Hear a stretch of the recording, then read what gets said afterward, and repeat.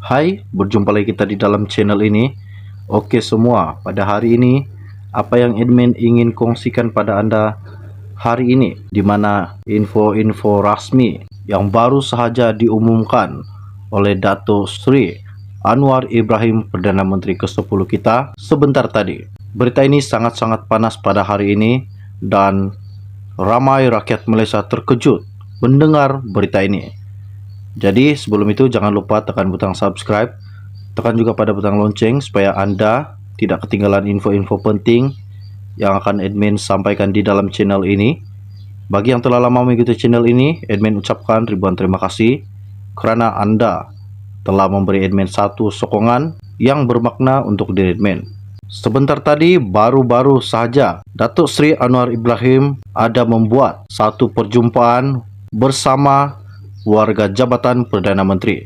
Apakah yang telah diumumkan dan telah diucapkan, disampaikan oleh Perdana Menteri kita sebentar tadi? Pastikan dengar dan pahami apa yang telah disampaikan oleh Perdana Menteri ke-10 kita sebentar tadi.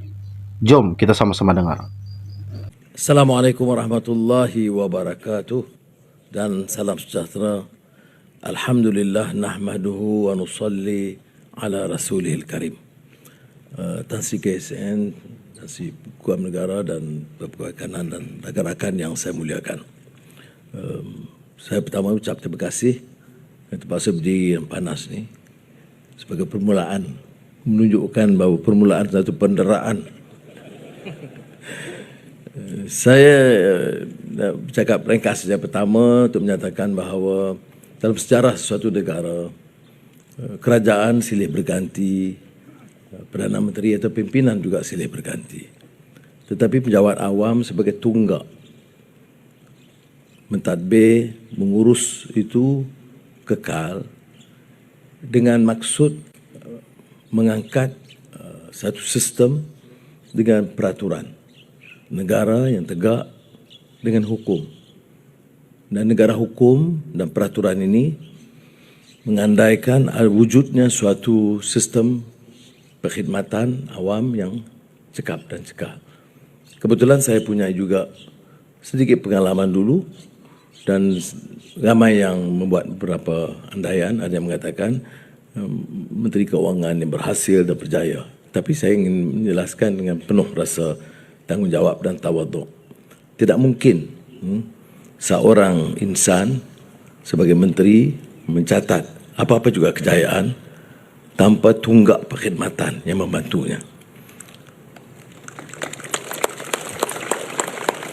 Saya alami pengalaman banyak kementerian.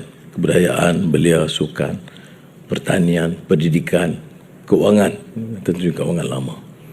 Dan di beberapa institusi itu saya beroleh manfaat. Pertamanya, mendengar pandangan dari pegawai pejabat awam, terutama yang mempunyai pengalaman lama dalam bidang pengkhususan mereka.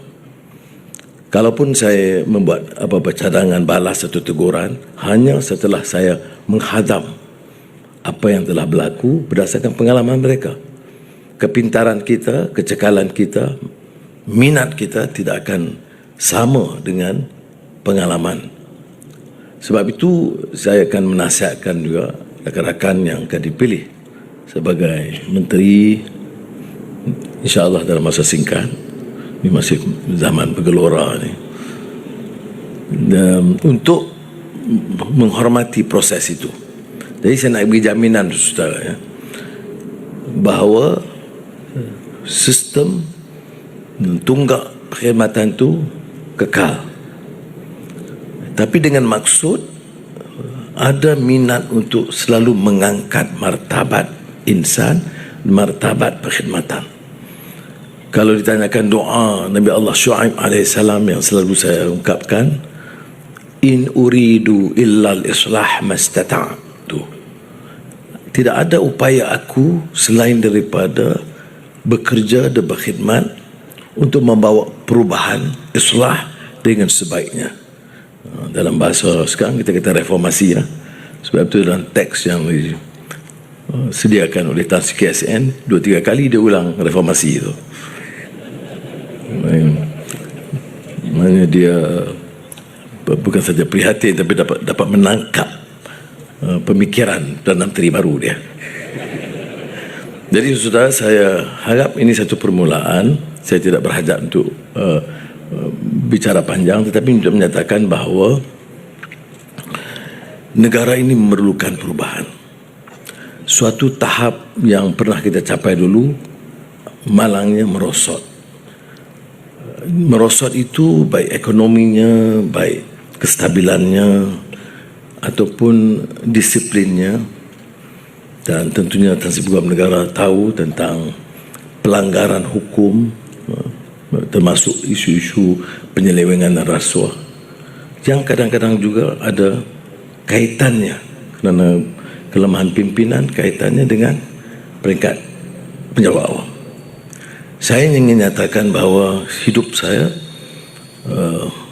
itu bergelora pasang surutnya, tetapi suatu hal yang saya sangat konsisten ialah menggunakan kuasa untuk memanfaatkan rakyat terbanyak, bukan untuk memperkayakan 2-3 kerat keluarga atau kroni.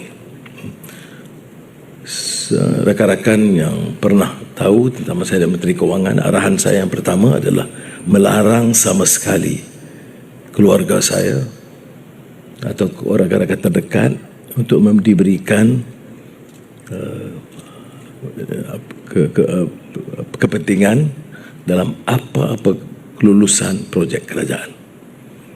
Negara ini rusak bukan kerana perkhidmatan awam. Seperti kita lihat, selalu saya beri contoh MAS. Apa masalah? Perkhidmatannya sangat baik, pengurusan baik, pengurusan jenteranya baik. Yang lemah itu adalah pengurusan di atas.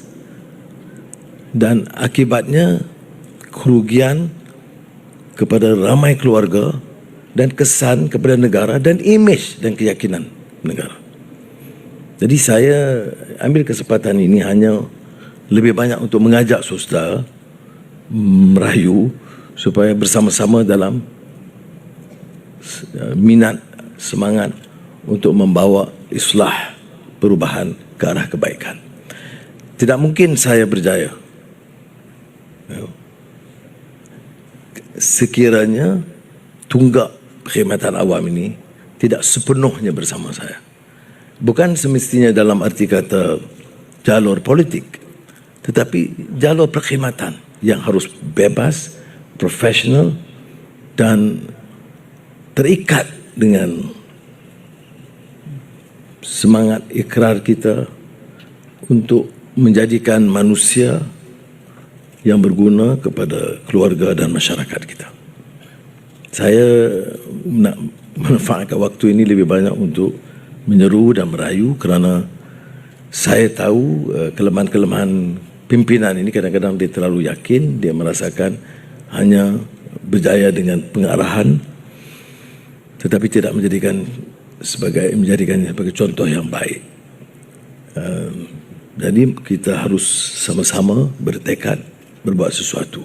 Saya ingin hanya menggesa saudara memahami kerana tentunya saudara tidak boleh mengandaikan keadaan seperti biasa. Tidak boleh. Keadaan mesti berubah. Dan berubahnya itu dari pimpinan. Dan pimpinan termasuk pimpinan perkhidmatan awam dan pimpinan di kementerian, di jabatan yang harus menerima kenyataan. Supaya saya tidak perlu terlalu runsing menghadapi masalah-masalah di kalangan pejabat awam. Saya mengharapkan sudah bekerja dan menghormati disiplin. Jika sudah lihat ada kelonggaran, pelanggaran, kecoaian sebelumnya, itu sejarah lampau. Bukan maksud saya untuk mengorek kisah-kisah lama, tidak. Saya tidak berminat. Hidup saya itu tahu apa arti derita dan sengsara. Itu Jabatan Peguam Negara lagi faham. Tetapi yang penting ialah ke depan. Ya. Sebab tu ayat yang saya bacakan doa Nabi Allah SAW itu ia mengarah ke depan. is actually a futuristic analysis. What we can and should do dalam mempersiapkan diri menghadapi masa depan. Jadi peraturan, soal perolehan, soal kelulusan tanpa tanda, ini semua tak boleh lagi dah. Tidak boleh lagi negara ini terus dengan mengizinkan kebocoran, ketirisan dan rasuah. Tidak boleh lagi. Dan ini harus berlaku di semua peringkat. Maka untuk peringkat awal ini saya ingin mengajak saudara untuk sama-sama dalam pasukan ini. Mari kita bertekad untuk menyelamatkan negara kita, mengangkat semula. Hidup rakyat ini umumnya walaupun tidaklah separah beberapa negara lain, tetapi dalam keadaan yang agak sukar. Saudara ada keluarga, ada yang ramai yang datang dari kampung dan desa. Sebab tu saya di peringkat awal beberapa hari ini saya tak peduli yang segala fitnah lah, ejen Israel lah, semua saya tidak peduli. Saya nak tumpu soal kerja. Kerana soal ejen ni sudah tahu, saya ejen banyak negara. Amerika, Israel, India, sekarang Turki. Jadi saya mengatasi 007 dalam banyak hal. Jadi saya harap kita tumpu soal kerja. So, saudara, I'm not exaggerating. Saya tidak tokok tambah. Tapi saya beritahu pada Tan Sri KSN, ya, pengalaman saya di kementerian-kementerian, dan saya tahu tidak mungkin kita capai apa-apa tanpa komitmen. Dan kadang-kadang kita rasa kesal kerana yang dipaparkan kadang-kadang itu mengenai penjawab awam, semua yang lemah-lemah. Kebetulan yang terlambat jawab, yang tepat tak beratur. Tetapi dia lupa bahawa di kalangan penjawab awam juga ada kalangan yang dedikasinya luar biasa. Kalau saya siapkan belanjawan itu, ya, di Kementerian Kewangan, itu sampai 2-3 pagi itu tidak ada yang mengeluh. Padahal tidak munasabah untuk harap pegawai kerja sampai 3-4 pagi, ya. Masih Kementerian Pendidikan begitu juga. Dan baru-baru ni saya lebih terkesan. Saya beritahu pada Tan Sri KSN, saya nak jumpa core team untuk fikir masalah harga barang ni. Dan kerana itu hari Minggu dan cuti panjang, jadi saya tidak mahu membebankan. Nak tangguh saya rasa bertanggungjawab. Dah jadi Perdana Menteri apa pun belum buat.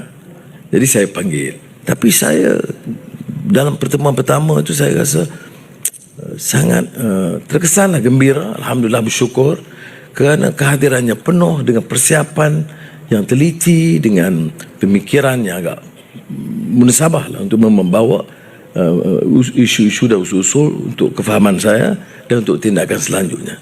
Maka kita ada kisah dan cerita yang baik, yang positif.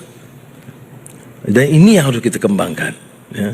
Dan jangan kita izinkan sedikit kalangan yang terus berminat untuk merusakkan imej, kewibawaan dan kekuatan yang ada dalam peribadatan awam. Jadi kita berdoa kepada Allah SWT, mudah-mudahan kita dapat teruskan. Saya berhajat insya-Allah akan tidak hanya menggunakan majlis seperti ini, tapi saya akan turun ke jabatan-jabatan. Jangan ingat, saya nak cek, itu kerja KSN. Saya pergi itu kenal untuk mendapat nasihat dan pandangan, kerana hanya dengan menganggap ini sebagai satu keluarga dan sebenarnya sahaja baru kita boleh bekerja sebagai satu pasukan. Semoga Allah SWT memberikan kekuatan. Wassalamualaikum warahmatullahi wabarakatuh.